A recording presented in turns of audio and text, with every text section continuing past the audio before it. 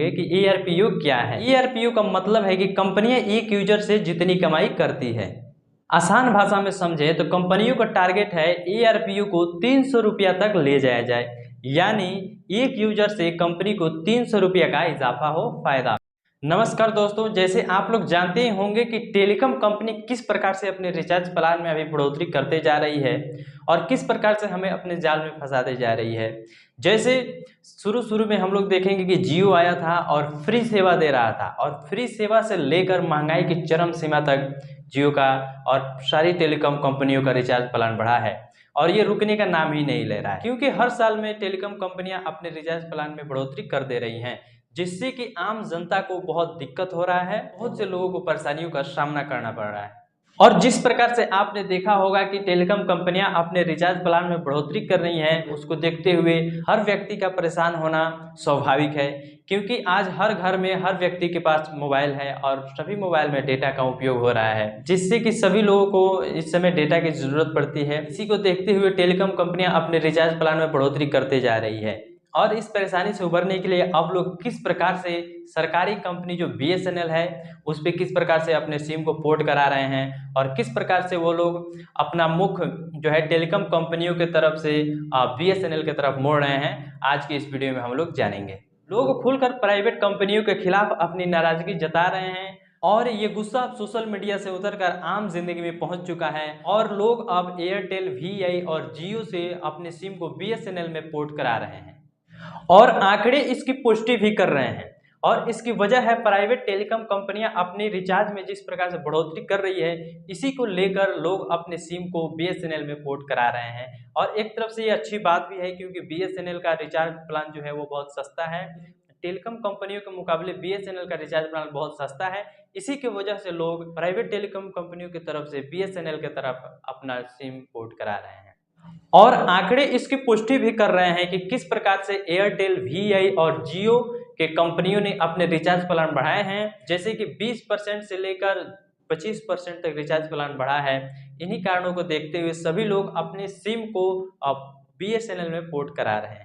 Private telecom कंपनियों ने क्यों अपने रिचार्ज प्लान में बढ़ोतरी किए हैं, ऐसा करने के पीछे की वजह बताएंगे, लेकिन इससे पहले हम लोग ये समझते हैं कि इससे सरकारी टेलीकॉम कंपनी BSNL पर इसका क्या प्रभाव पड़ा है। और इसका यही प्रभाव पड़ा है कि BSNL की अभी बल्ले बल्ले है।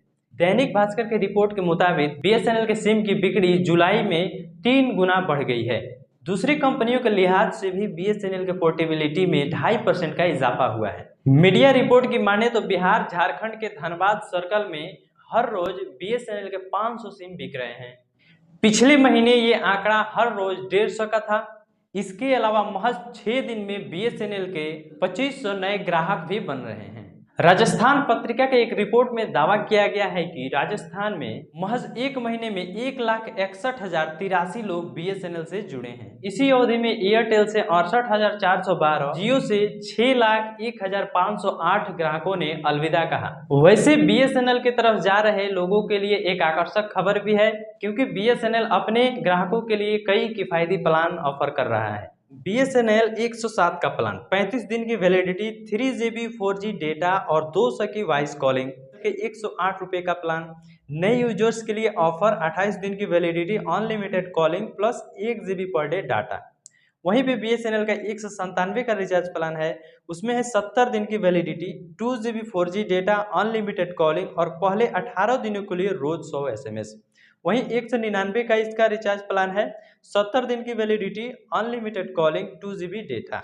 और 397 का प्लान है इसका, 150 दिन की वैलिडिटी, 30 दिनों के लिए अनलिमिटेड कॉलिंग और 2 GB 4G डेटा।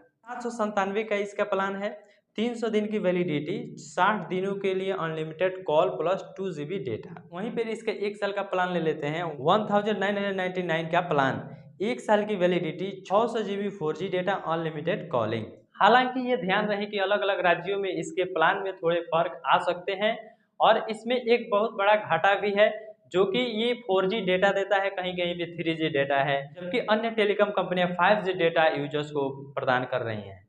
जबकि BSNL सरकारी कंपनी होने के बावजूद अब भी अपने यूजर्स को 4G डेटा प्रदान कर रही है, बल्कि वो जो 4G डेटा है वो सारे राज्यों में अभी एक्टिव नहीं है, किसी किसी राज्य में एक्टिव है।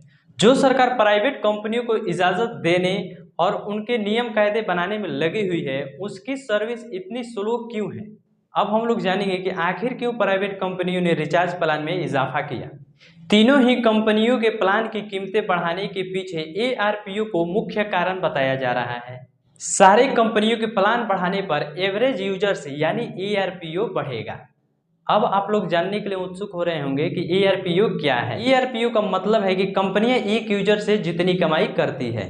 आसान भाषा में समझे तो कंपनियों का टारगेट है एआरपीयू को 300 रुपया तक ले जाया जाए, यानी एक यूजर से कंपनी को 300 रुपया का इजाफा हो फायदा। इससे पहले कंपनियों ने एआरपीयू का रेट 200 रुपया रखा था, लेकिन अब बढ़ाकर 300 रुपया कर दिया गया है।